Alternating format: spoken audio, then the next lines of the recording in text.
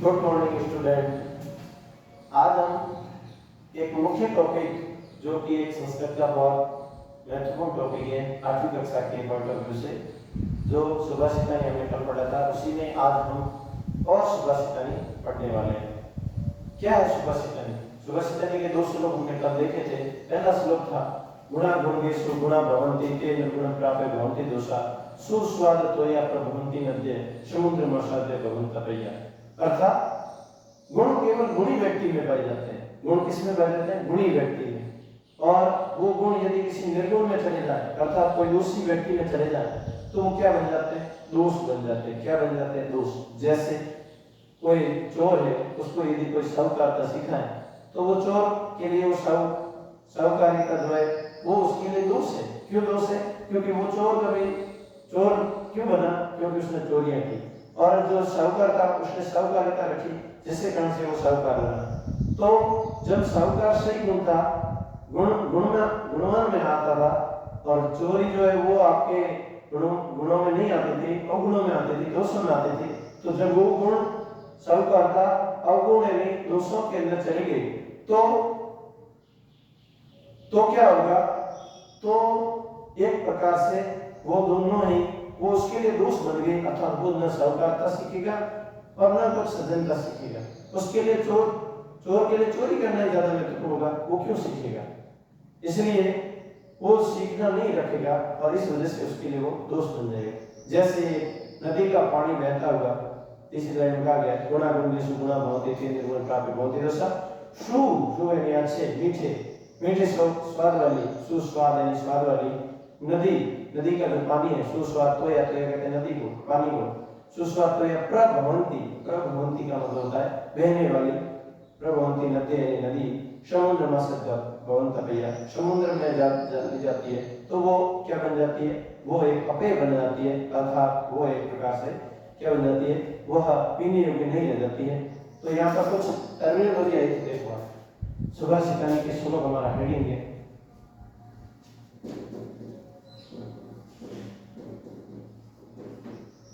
सुभाषितानी के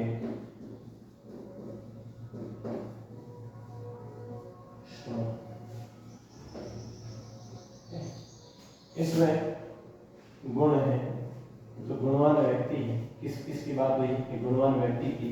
एक निर्गुण व्यक्ति की बात हुई। किसकी व्यक्ति की बात हुई? निर्गुण व्यक्ति की।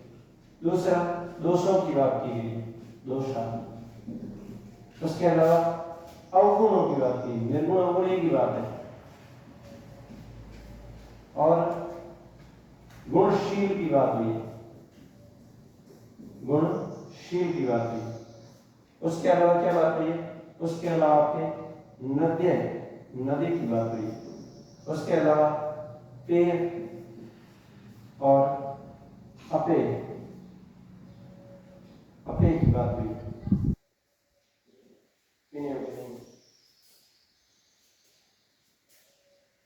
प्राप्य की बात हुई, दोषों की बात हुई।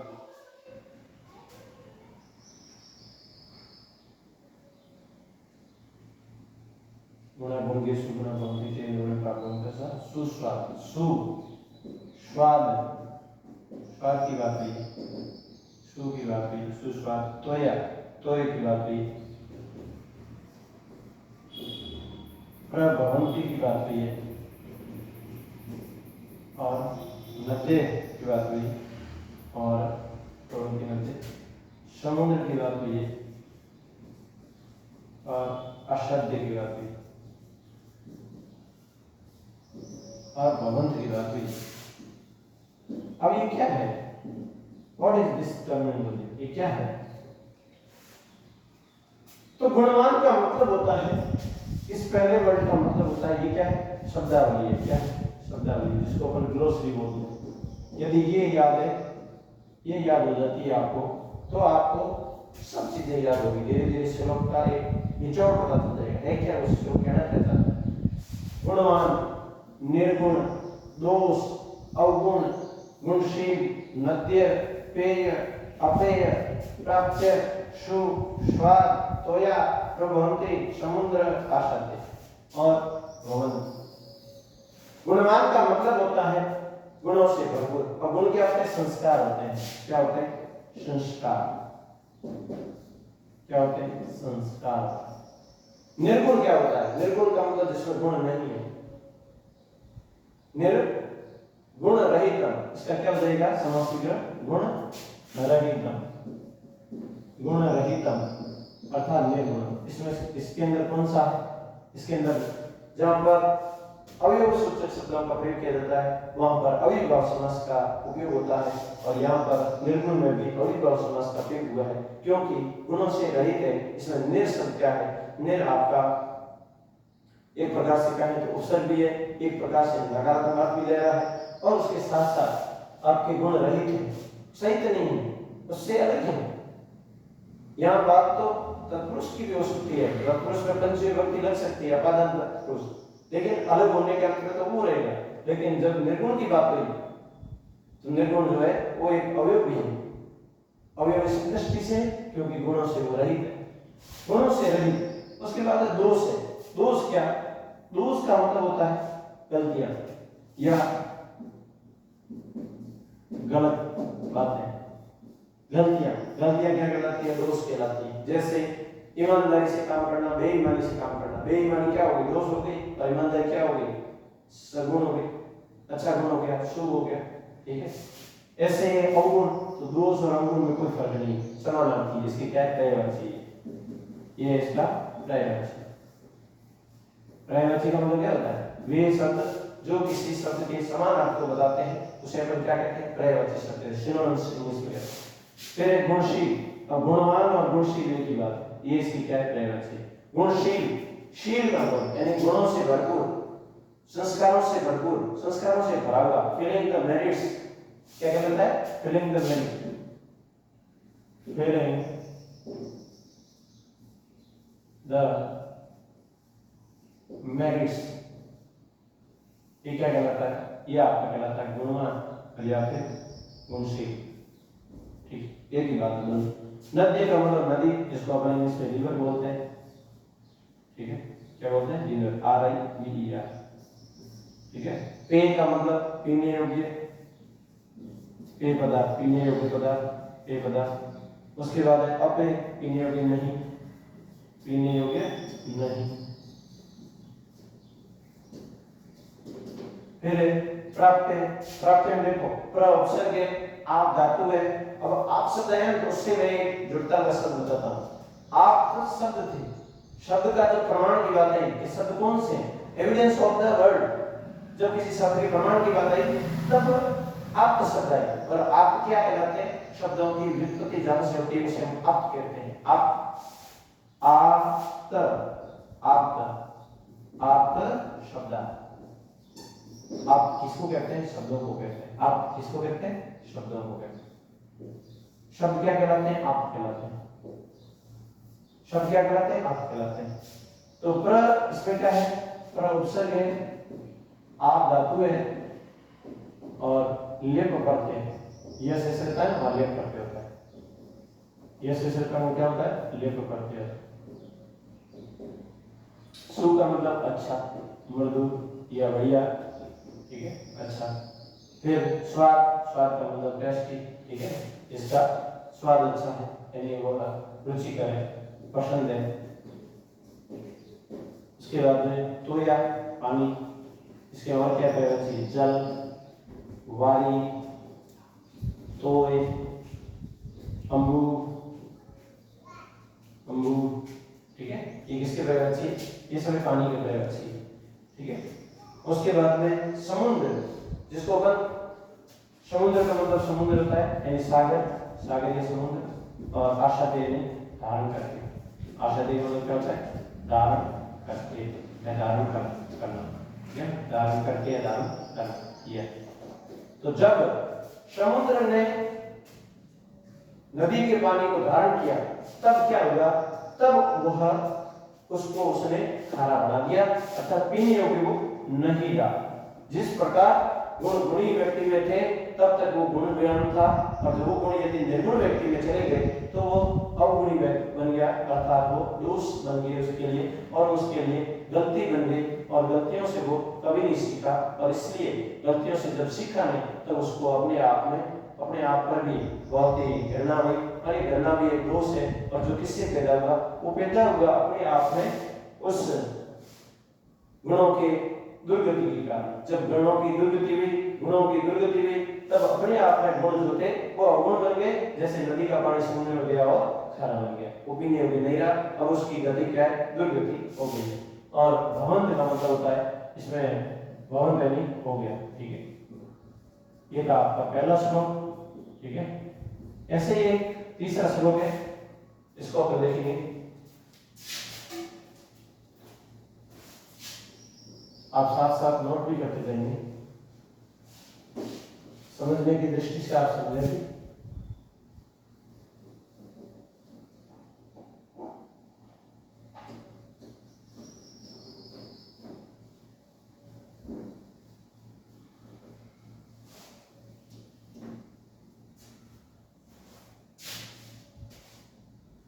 जैसे दूसरा श्लोक था, साहित्य संगीत कला भी साक्षात पशु कुछ विषाणी तृणम न खादन भी जीव माना तद भाग देने परम प्रश्न। साहित्य से, संगीत से और कला से रहित मनुष्य उन साक्षात पशुओं के समान है। वो साक्षात पशु है जो घास नहीं खा करके भी जीवित है। ये उन पशुओं के लिए बड़े सौभाग्य की बात है। अब इसका मतलब क्या है? ये मतलब ये कह रहा है कि पशु सौभाग्यशाली है। वे पशु तो बड़े सौभाग्यशाली है जो वास्तव में जो मनुष्य चारा नहीं खा रहा। यदि मनुष्य साहित्य से, संगीत से और कला से रहित है तो वो मनुष्य कहेगा, उसके अंदर मनुष्यों की कोई उसके अंदर गुण नहीं होंगे, वो मनुष्य की श्रेणी में नहीं आएगा। मनुष्य तो वह है जो साहित्य से, संगीत से और कला से विज्ञ है, अनविज्ञ नहीं है, अभिज्ञ है। और अभिज्ञ होगा तभी उसको जो है मनुष्य होने का दर्जा प्राप्त होगा, वो मनुष्य कहलाएगा। और तभी देख लाइन ब्रह्मा जी ने लिखी, ब्रह्मा ने जो कुछ लिखा बाकी में, अर्थात ब्रह्मा जी जो इस संसार में एक मनुष्य के लिए लिखते हैं वो उसके लिए विधाता ने लिख लिया, वो उसका होना तय है, भले आज नहीं तो कल वो उसके साथ होगा। और ब्रह्मा ने कुछ लिखा जो भाग्य में मनुष्य ने छाया है, मनुष्य के जो जीवन में छा जाती है, अर्थात जो उसके जीवन में रमण, उसके जो भी सुख दुख जो उसके लिखे गए हैं, विधाता ने लिखे लेख लिखा है, उस लेख को कोई मिटा नहीं सकता। अर्थात उस लेख को होना ही होना होता है। जो होनी होती है वो होकर रहती है, और अनहोनी कभी किसी के साथ नहीं होती है। अनहोनी तब होती है जब सही व्यक्ति अपने आप से दूर चला जाता है और गलत व्यक्ति सही रास्तों पर आ जाता है, तब उसके साथ अनहोनियां घटित होती है। अर्थात सही का सही रास्ते की तरफ और गलत व्यक्ति का सही रास्तों के ऊपर यदि आना प्रारंभ हो जाए तो ये संसार अपने आप में सद्गुणों की ओर प्रेरित होगा, और उसके लिए उसको कोई और परिश्रम करने की जरूरत नहीं रहेगी। तीसरे श्लोक की तरफ बढ़ते हैं तो तीसरा श्लोक कह रहा है, लुप्तस्य नश्यति यस्य विष्णु नश्यमेति नष्टम अक्रियस्य कुलमत परस्य धर्म विद्या पुनः वैष्णव कर्पणस्य शोक्यम राज्यम परम सचिवस्य नराधिपस्य। अर्थात कुछ श्लोकों की बात की गई, और वो श्लोक क्या है? वो श्लोक कह रहे हैं कि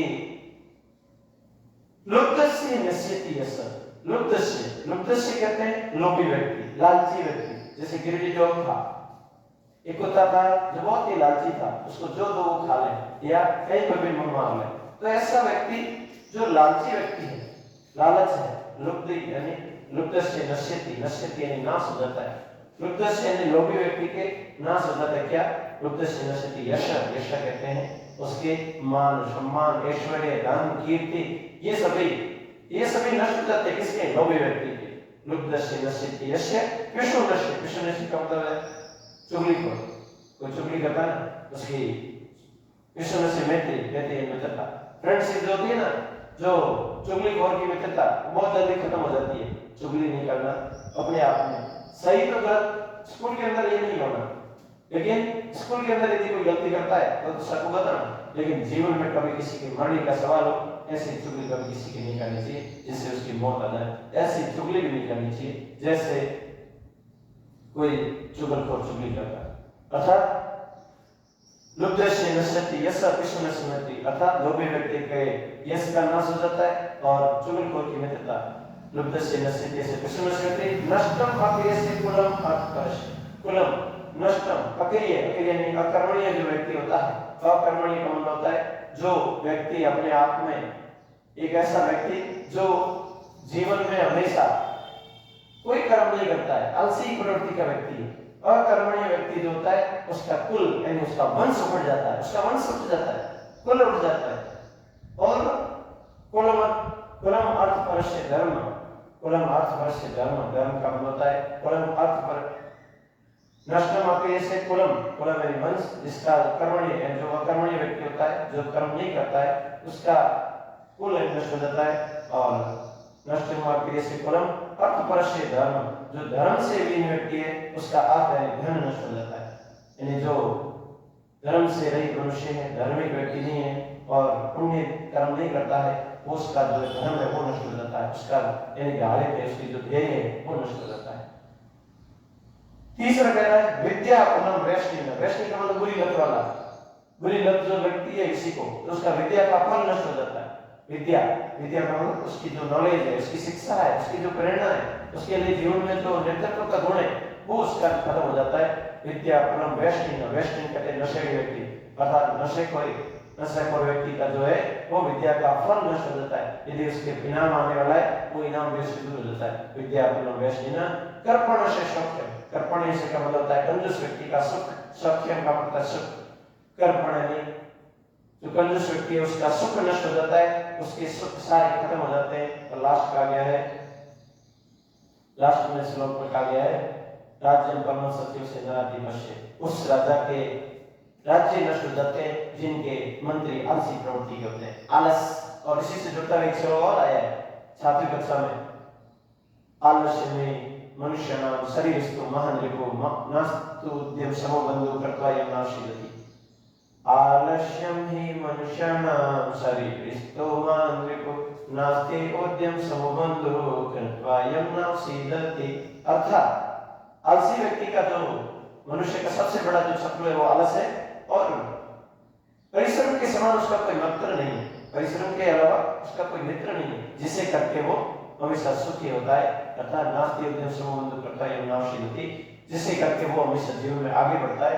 ऐसा कोई व्यक्ति नहीं होता है जो शायद आलसी रहता हो और उसको इनाम मिला हो, ऐसा कोई व्यक्ति नहीं होता है। एक और अगला श्लोक है पुष्पपत्र फलच्छाया मूलमूलकल्लारूपे धन्यमयी शाम विमुखम्यन्ति नाथि। अर्थात वे पुष्प यानी फूल, पुष्प पत्र, पत्र यानी पत्ते, पुष्प पत्र अब देखो एक श्लोक है कौन सा अभी बताया था, लुब्धस्य नश्यते यश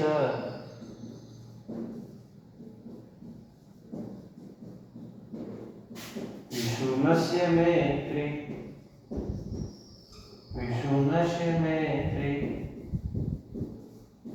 नष्टम अक्रियस्य कुलम अपरुष्य धर्म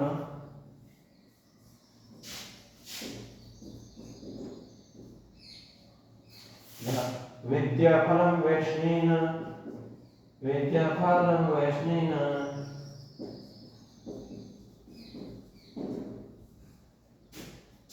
कर्पणस्य सौख्यम।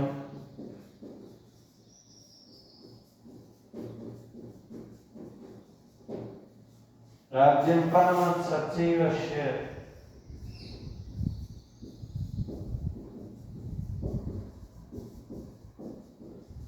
नराधिपस्य।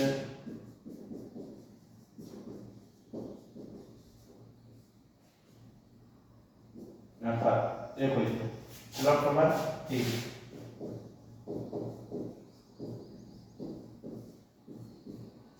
लब्धस्य लोभी व्यक्ति नश्यति नष्ट हो जाता है।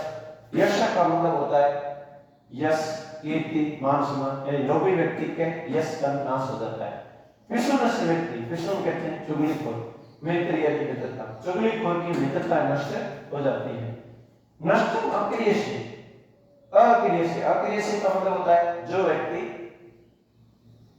कर्म नहीं करता है, कर्मणीय नहीं, अकर्मणीय है, तो उसका क्या हो जाता है, कुलम, कुलम में वंश खत्म हो जाते हैं, उसका कुल नष्ट हो जाता है। और धर्म, धर्म से रहित मनुष्य का अर्थ अपरस्य धर्म, यदि धर्म से वही मनुष्य है, अर्थ, उसका अर्थ नष्ट हो जाता है, अर्थात उसका पैसा, जायदाद, जमीन, भूमि सब खत्म हो जाता है। विद्या कुलम वैष्णव, वैष्णव कहते हैं नशाखोरी, नशेड़ी, वैष्णव व्यक्ति, उसके विद्या का फल, विद्या का फल नष्ट हो जाता है। और कर्पण से कहते हैं कंजूस व्यक्ति, उसका सौख्य में सुख नष्ट हो जाता है, अर्थात कंजूस व्यक्ति का सुख नष्ट हो जाता है। ऐसे ही राज्य परमत कहते हैं आलसी, आलसी सचिव यानी मंत्रियों वाले, आलसी मंत्रियों वाले राज्य, नराधिपस्य यानी नराधिप कहते हैं नर प्लस अधिप, इसको कहते हैं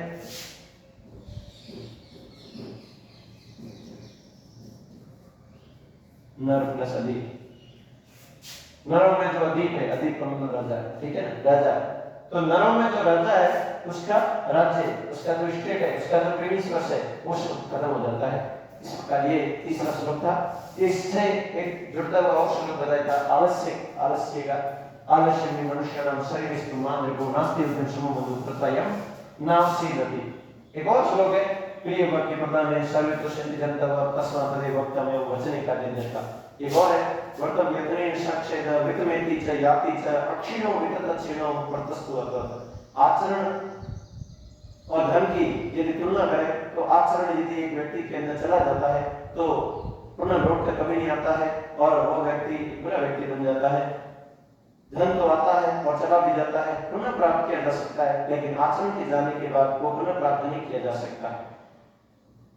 ऐसे ही श्लोक है अष्टादश पुराणेषु व्यासस्य वचनद्वयं परोपकाराय पुण्याय पापाय तर्पणम्। अर्थात 18 पुराणों में व्यास जी ने दो ही कदम कहे कि दूसरों से भला करने से पुण्य की प्राप्ति होती है और दूसरों का बुरा करने से हमें पाप प्राप्त होता है, अर्थात पाप लगता है। ऐसा हमें कोई कार्य नहीं करना चाहिए जिससे दूसरों की दिल दुख दर्द करने लग जाए, ऐसा हमें कोई कार्य कभी नहीं करना चाहिए। धन्यवाद।